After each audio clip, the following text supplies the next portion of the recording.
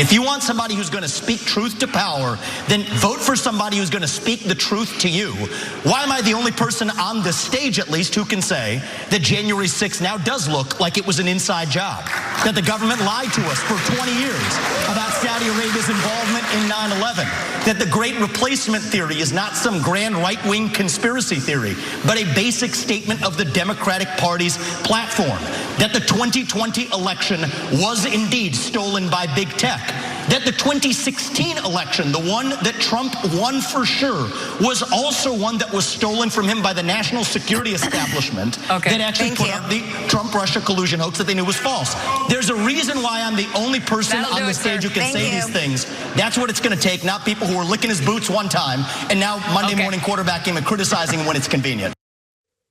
I agree with Ramaswamy that there is a reason that he's, I guess, the only one that can say those things, because he has no obligation to, like, he has no future, I guess, in elected politics. He doesn't have to worry about the fact that he just listed all of the conspiracy theories he could think of and said that he supports all of them might hurt him in future elections. Like, there was a lot there. You know, they stole 2020, they stole 2016 even, which I thought Trump won technically. Nope, that was actually stolen too. January 6th was an inside job by the FBI to lock up a bunch of Antifa, because that's what the crowd was, they tell us. So it's weird that the FBI would do that. And why does he care then? Why does he care that look, the whole thing is just utter insane nonsense. But Ramaswamy, I think in that answer, demonstrates the true future of the party. Like people like Ron DeSantis are willing to dabble in that stuff. Certainly the conspiracy theories that attack the LGBTQ community and everything, but the outright Alex Jonesification of the Republican Party, like that is so much the next phase. And Ramaswamy, I think, is on the cutting edge of that. What do you think? Well, you know, it's interesting because when he says that they even stole the 2016 election or tried to, even though Trump won, that's another thing that we would point out at when they were talking about how the 2020 election was stolen. You go, oh, that's interesting. So you're saying that anywhere Trump lost, there was cheating, but anywhere he won, there was no cheating. And somehow there was places where he lost, but the down ballot was won by the Republicans. So there was cheating on that one, but not cheating on the rest. The problem with these with these conspiracy theories is the results don't fit your narrative. So now you got to bend yourself in all kinds of shapes and figures to try and make it seem like the way you see the world is definitely the right way. It's definitely the truth.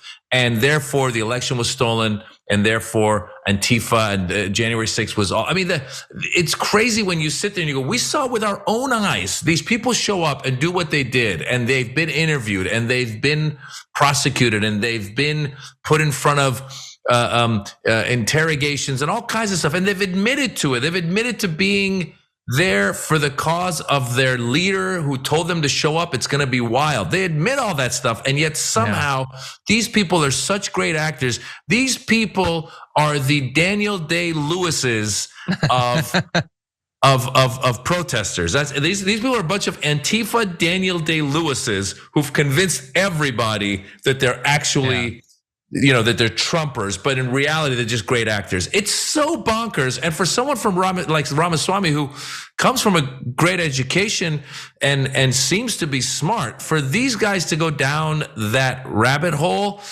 you realize that there really is, he cannot genuinely believe this stuff. And if he does, then we're in a sadder and sadder state of affairs. You're having more and more Ted Cruz's and Josh Hawleys show up in the world now.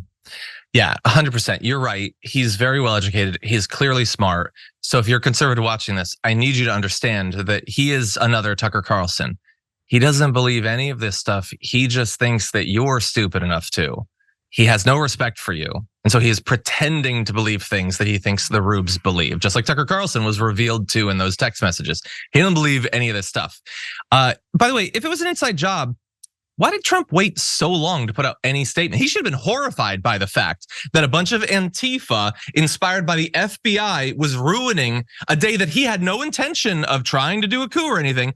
Instead, he waited hours and hours and then only begrudgingly put out a video saying that he loved the FBI provocateurs. Apparently, none of this makes any sense. And I'll close with this about Ramaswamy.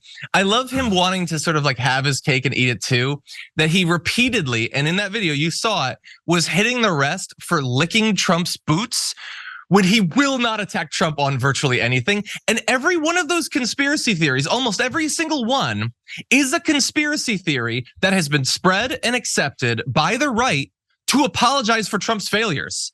Like, that's why you have to say all the stuff about why 2016 should have been even better for him and 2020 was stolen and look what they did to him on January 6th. You're spinning conspiracy theories to lick Donald Trump's boots.